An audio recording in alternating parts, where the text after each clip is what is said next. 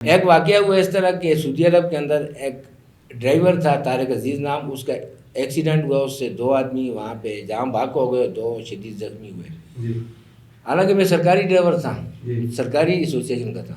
جب میں نے اس کی مانگ کی ویڈیو دیکھی تو اس پہ 9 لاکھ ریال جرمانہ تھا سعودیہ کا، 9 لاکھ ریال، وہ پاکستانی اس وقت 6 کروڑ روپے بنتا تھا۔ تو اس کی مانگ کی جب میں نے ویڈیو دیکھی تو میں 2 دن یقین مانے مجھے نیند نہیں آئی۔ میری جو بنیادی تعلیم ہے، ہماری جائے پیدائش جو ہے وہ کراچی ہے۔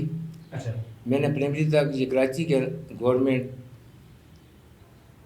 اسکول تھا، یہ گارڈن ویسٹ، اس میں نے پرائمری تعلیم حاصل کی۔ اس کے بعد ہم گاؤں شفٹ ہوئے، یہاں پہ یہ مڈل اور میٹرک پھر میں نے لسان نواب ہائی اسکول سے کی تھی، اور گورنمنٹ مڈل اسکول موہاڑ سے میں نے مڈل کیا تھا۔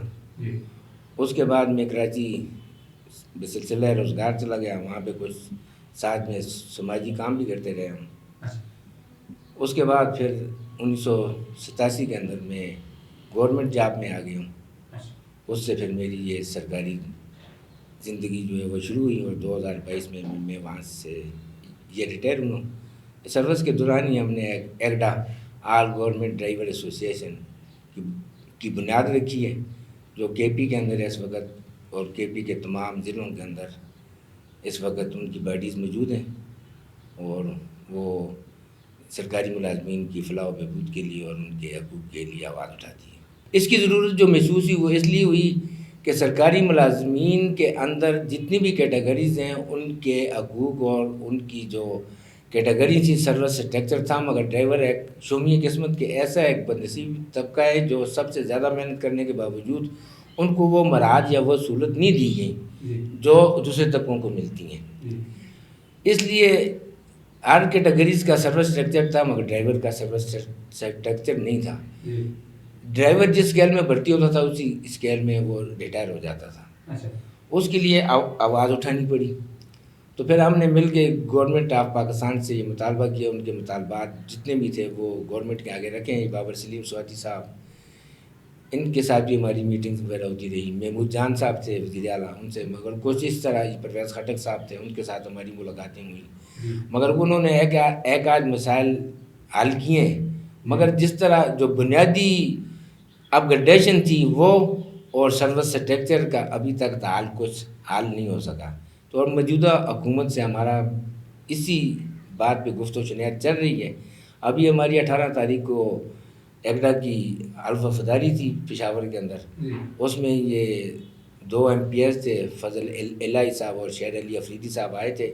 انہوں نے ہمیں یہ یقین دلایا ہے کہ آپ کے مسائل کو ہم اسمبلی کے اندر اٹھائیں گے، اور انشاءاللہ بہت جلد آپ کو اپ گریڈیشن اور آپ کو انشاءاللہ سروس اسٹرکچر دیا جائے گا۔ اصل میں ڈرائیور کا جو ہے بنیادی پے اسکیل پہلے تھا 4، اب دیا جاتا ہے 6۔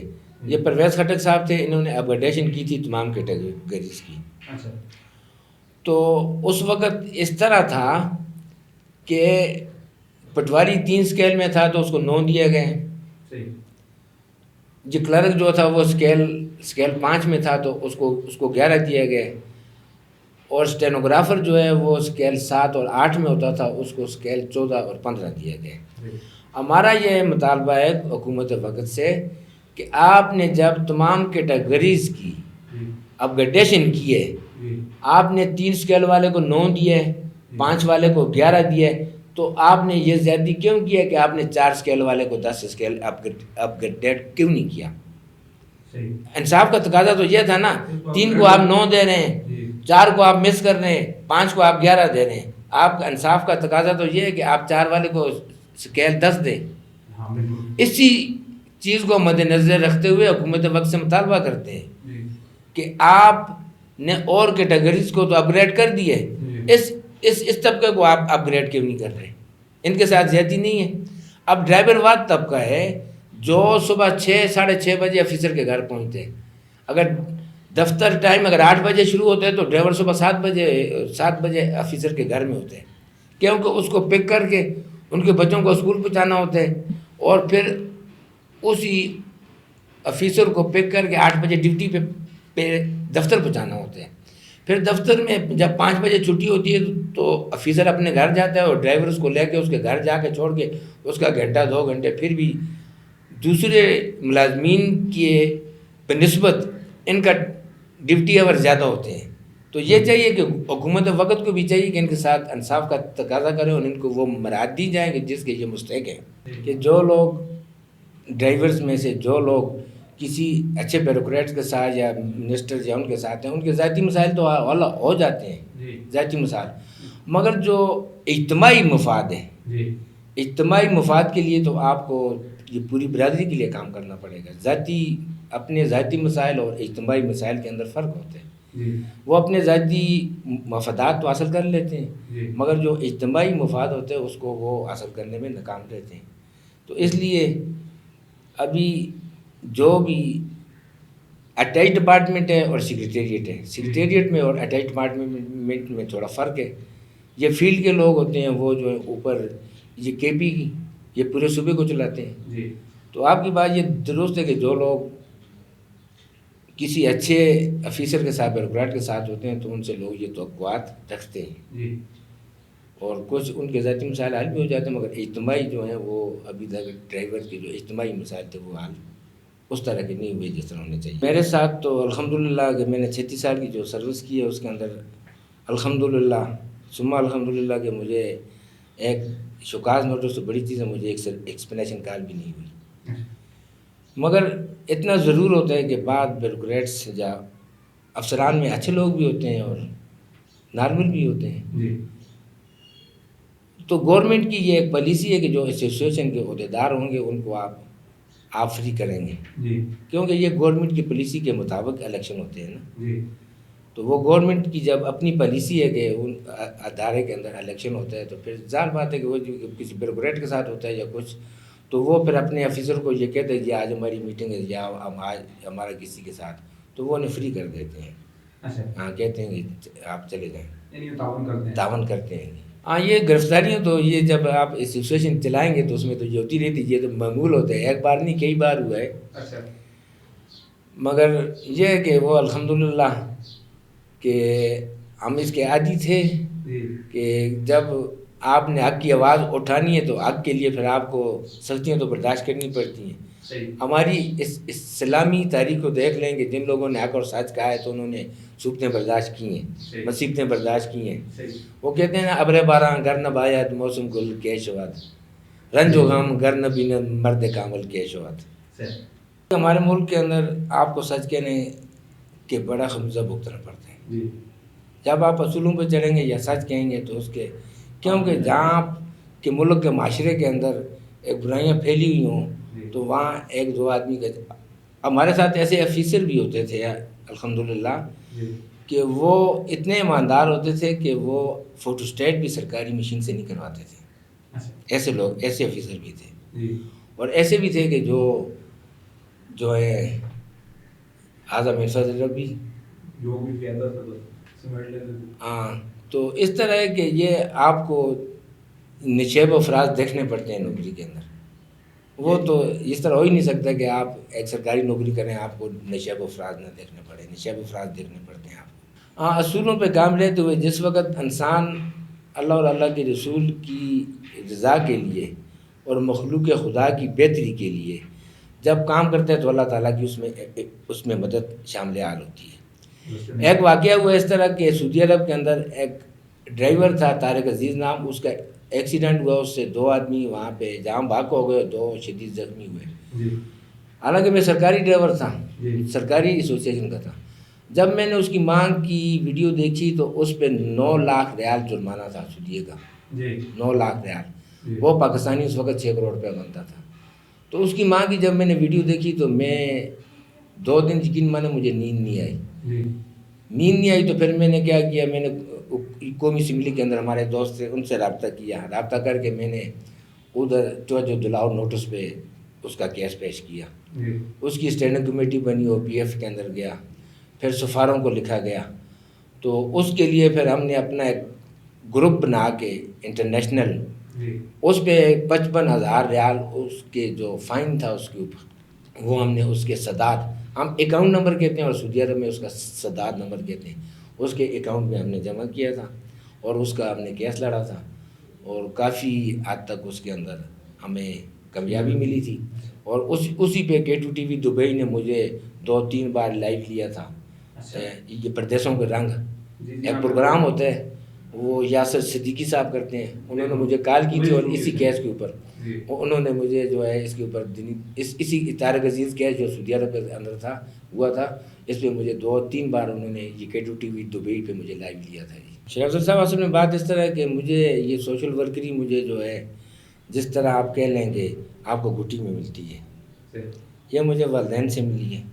میرے والد صاحب جو ہیں وہ الحمدللہ ایک بڑے سوشل ورکر تھے، اور انہی کی جو پرورش جو ان کو دیکھا ہے ہم نے، ان سے ہم نے سیکھا ہے، ان کی زندگی سے ہم نے سیکھا تھا کہ وہ لوگوں کی خدمت کرتے تھے، لوگوں کے ساتھ اچھا پیش آتے تھے. پھر وہ جو اکثر کہا کرتے تھے کہ نبی کریم صلی اللہ علیہ وسلم کی حدیث پاک ہے کہ میں رمضان کے روزے رکھوں یا مسجد نبوی کے اندر اعتکاف کروں کہ بہتر ہے کہ میں کسی ضرورت مند کی ضرورت کو پورا کروں.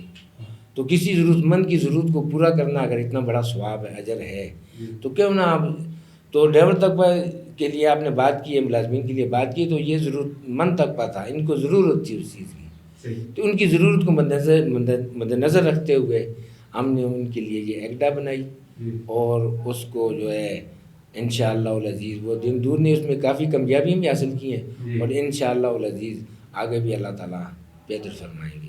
حسرت یہ تھی کہ اس وقت اگر تعلیم اگر ہمارے علاقوں میں ہوتی تناول میں، اگر میں آگے اگر تعلیم حاصل کر لیتا تو شاید آج جس پوزیشن میں تھا میں اس سے اچھی پوزیشن میں ہوتا.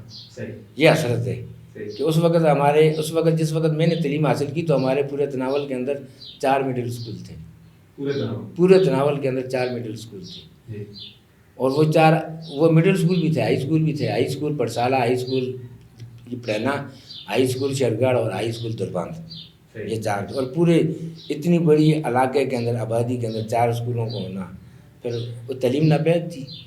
اس بات کی حسرت ہے کہ اگر کاش وہ مواقع ہوتے میں بھی آگے تعلیم حاصل کر لیتا، اعلیٰ تعلیم حاصل کرتا.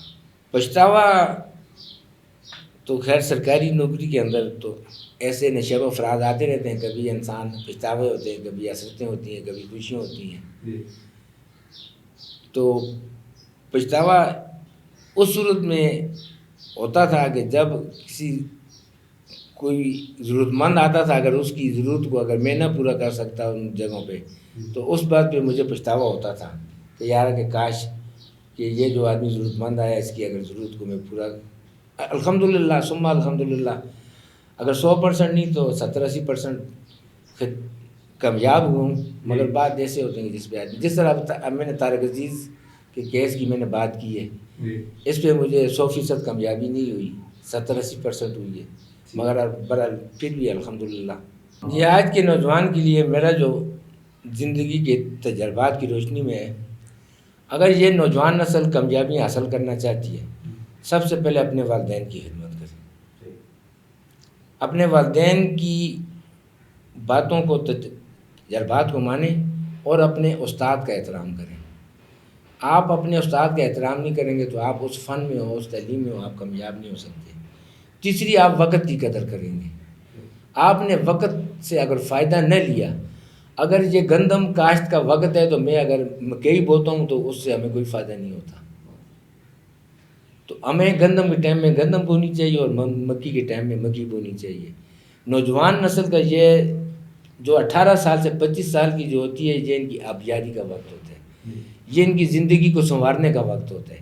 یہ زندگی کو اگر اس تناور میں انہوں نے اپنی زندگی کو نہ سنوارا، یہ اگر جس طرح آج کل میڈیا کا دور ہے، یہ فیس بکوں پہ اور ان چیزوں پہ اگر ان پہ لگے رہے تو یہ بیراروی کا شکار ہو جائیں گے. تو ان کو بیراروی کا شکار ہونے سے بچنے کے لیے اللہ اور اللہ کے رسول کے حکم، اپنے والدین کی وفاداری اور فرمان برداری، اور اپنے استاد کا احترام اور وقت کی قدر سے فائدہ اٹھاتے ہوئے اپنے ماضی سے سبق حاصل کرتے ہوئے اپنے حال کو سنواریں اور اپنے مستقبل کو روشن بنائیں.